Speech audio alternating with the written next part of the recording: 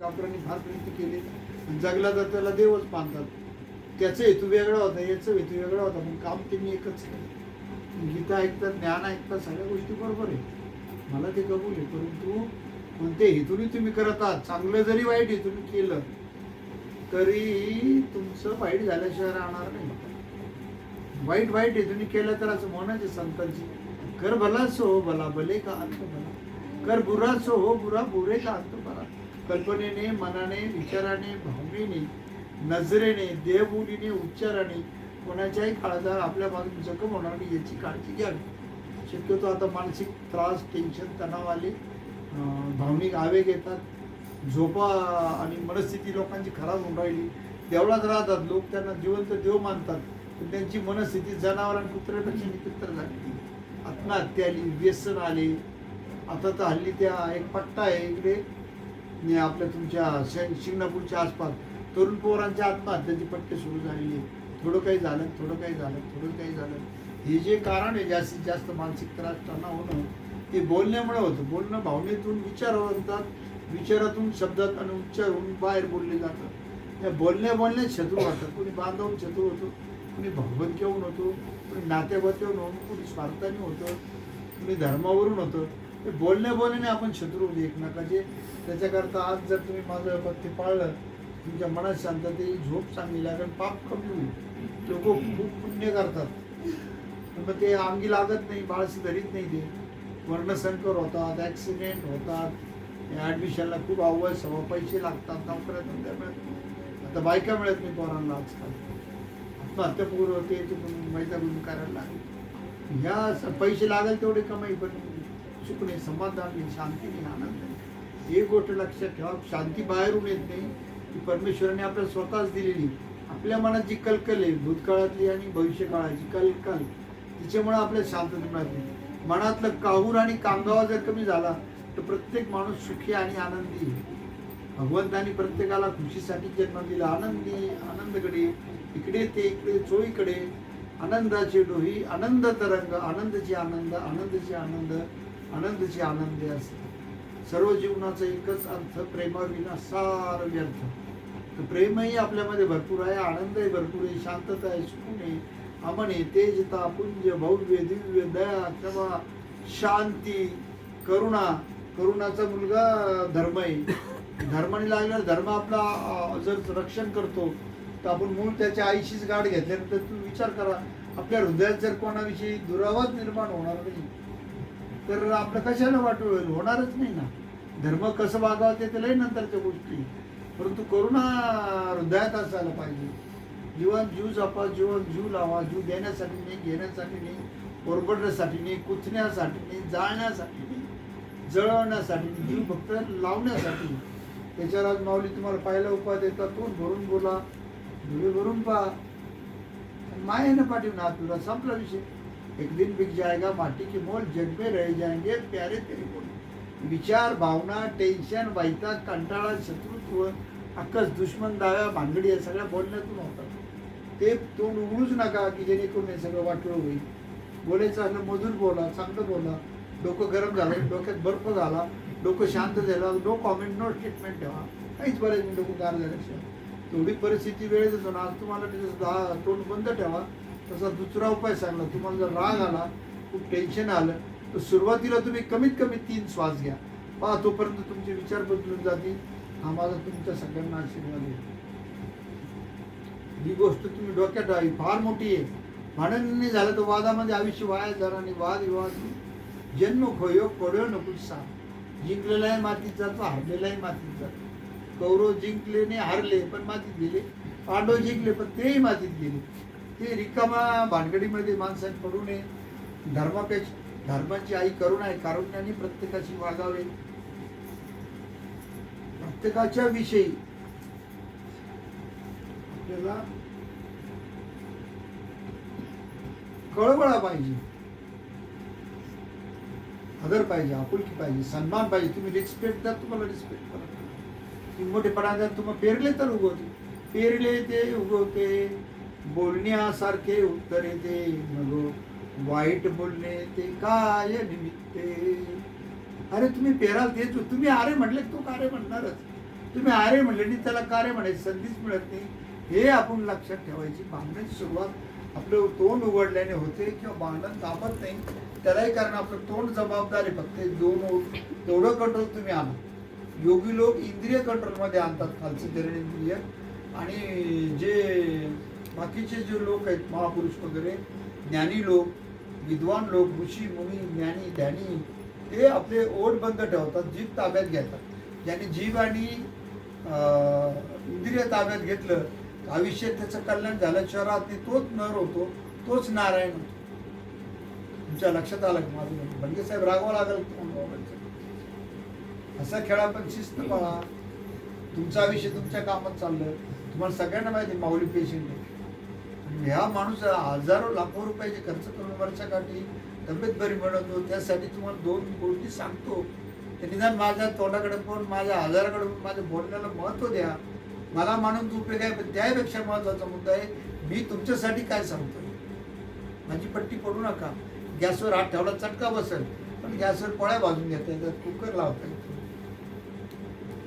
तुमच्या लक्षात आलं, खीर बनवता येते, शिरा बनवता येतो, पुरणाच्या पोळ्या होतात. आता कोणी धपाटे करतो तो भाग वेगळा. तुमच्या लक्षात आलं, पण तुम्ही तुमच्या जीवनात उपयोग करू नका. सद्गुरू करून टाकले असं करू नका. त्यांची आज्ञा काय आहे? सेवा, सत्संग, नाम, ध्यानाचा अंगीकार करा. आपल्या जीवनाचा अंगीकार.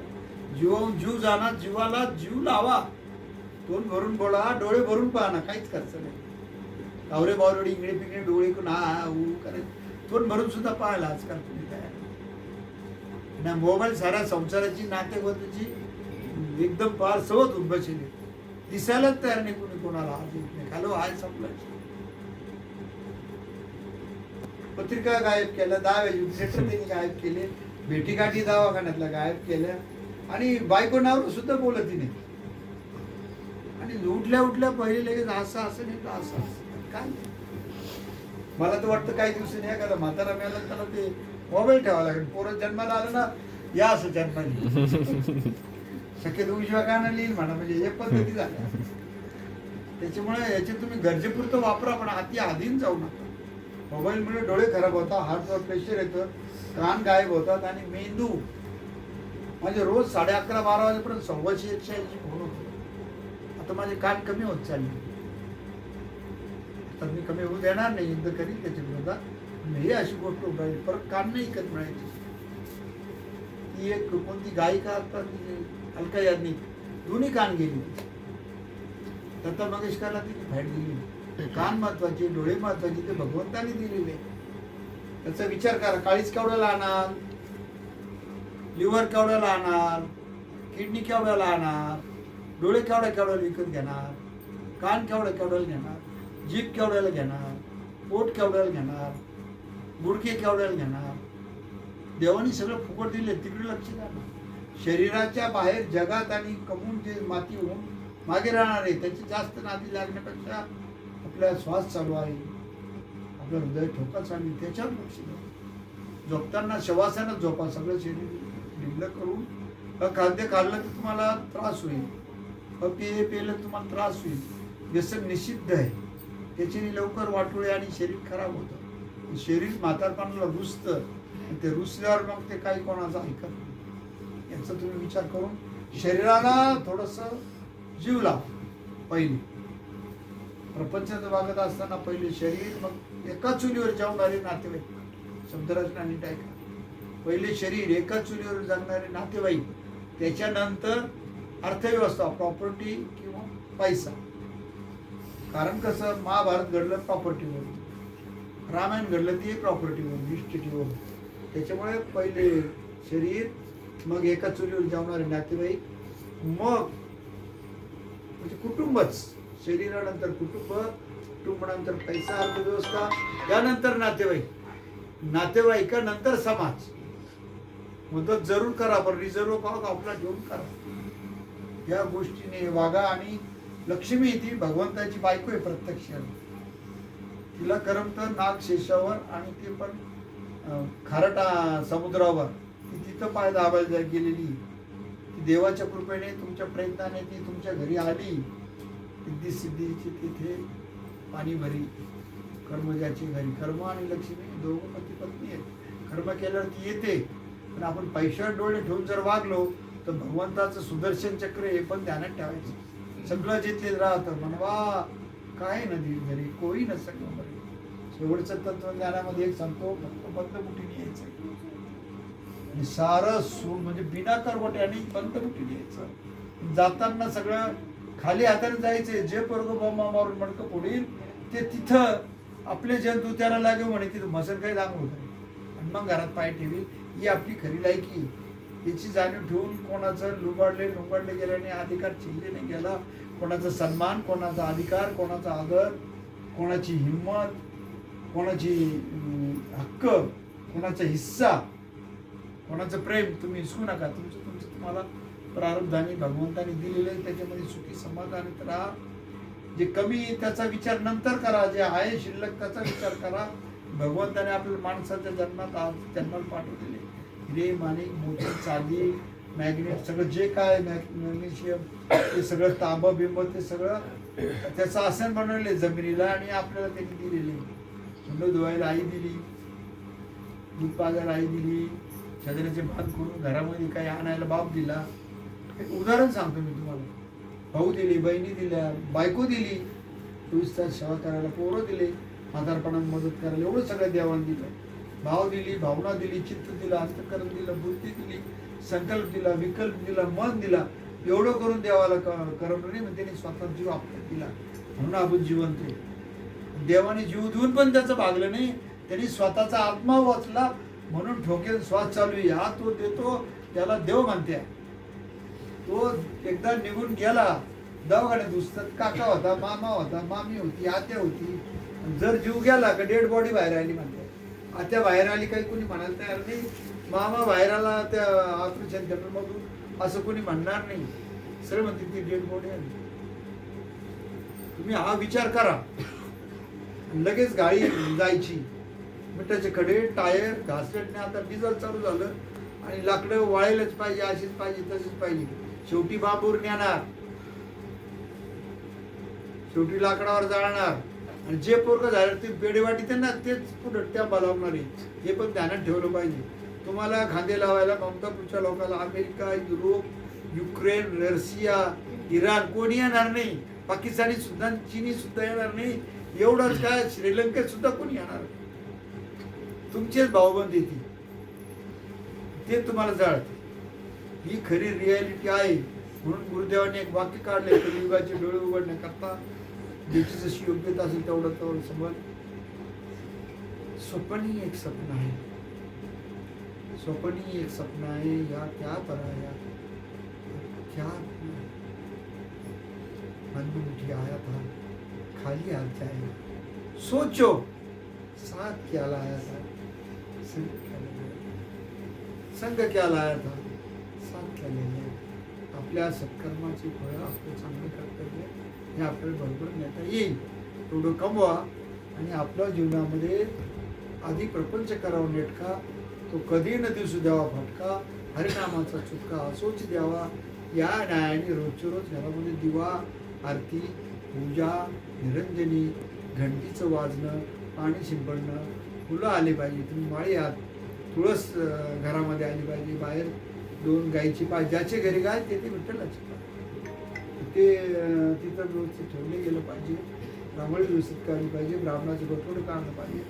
सूर्य उगवण्याच्या आत जर लेट उठले तर सूर्य उगवताना जर आपले पाय दिले तिथं बरकत थांबू नाही शकत. त्यासाठी सूर्योदयाच्या अगोदर उठलं पाहिजे. लक्षात, जगाची एक रीत लक्षात ठेवा. ज्या वेळेला सूर्य उगवतो त्यावेळी लोक सडा टाकतात, रांगोळ्या काढतात. ज्यावेळी सूर्य मावळतो कड्या लावून लोक अडसुळातून लावून घेतात. त्याच्यामुळे चढतीच्या काळामध्ये सगळे होतात. सगळ्यांशी प्रेमाने वागला, सगळ्यांना जीव लावा. आपली अर्थव्यवस्था स्वतंत्र व्यवस्थित ठेवा आणि एकमेकाला भरभरून प्रेम करा, जीव लावा. खर्च नाही हो, मी काय सांगितलं तुम्हाला ऐका. तुम्हाला जर तुमच्या जीवनातलं पुण्य फळाला आलं पाहिजे वाटत असेल, माझी मागे म्हणा, निंदा करणं पाप आहे, निंदा करणं पाप आहे, निंदा ऐकणंही पाप आहे, निंदा ऐकणंही पाप आहे. निंदा केली आपलं पुण्य संपणार. निंदेतून ऐकली तरी आपलं पुण्य संपणार. त्याला म्हणा भाऊ, माझी तुम्ही हत्ती सर्व काम आले काम. या गोष्टी लक्षात घ्यायच्या आणि परमेश्वर तुम्हाला सद्बुद्धी देऊ. तुम्ही एवढा विश्वास जिंकला, त्यांनी पण ठेवला. तुमच्या दोघांचं पण धन्यवाद आहे. त्या पोरीची पाय येण्याच्या घरामध्ये लक्ष्मी आली. आता तो नगद नारायण झाला, सगळ्यांना आनंद आहे. जे आल्यानंतर हे सगळे बदल झालेले. तोपर्यंत अगोदर जेव्हा तुम्ही मुलगी बघायला आले, मला वाटतं काहीतरी तो धर्मिटकडे होता का 30 रुपये रोजाने कामाला होता, तिने पगार बुडवला. पुरी गोष्ट आहे की त्याला म्हणलं तू लटकून आणि धंदा तरी शिकून घे. तो शिकला पण आता गुरु झाला. अगोदर तो माझ्या मांडवी खेळायचा, आता तुम्हाला मोटर खेळायचा. माझंच आशीर्वाद आहे. जे ते बाजूने श्रेष्ठ. चला एवढं तुम्हाला सांगितलं. या पद्धतीने करा. गाय कुत्र गोरगरिबांची सेवा करा. भुकेल्याची भूक जाणा, ताणल्याची ताण जाणा. परत माझ्या मागा म्हणा, डोळे भरून पहा, डोळे भरून पहा, भरून बोला. पण भरून भरून बोला. खूप मायाने पाठवून हात. खूप मायेने पाठवून आज परमात्म्याच्या काय परमात्मा. भुकेल्याची भूक जाणा, भुकेल्याची भूक जाणं, ताणल्याची ताण जाणा. तहानल्याची तहान. झाला परमात्मा. तुम्ही असं होऊ नका की वारी करून पंढरीला जायची गरज पडेल. असं व्हा की पांडुरंग तुमच्या दारात येऊन उभा राहील. लक्षात. ओम गुरुदेव ब्रह्मा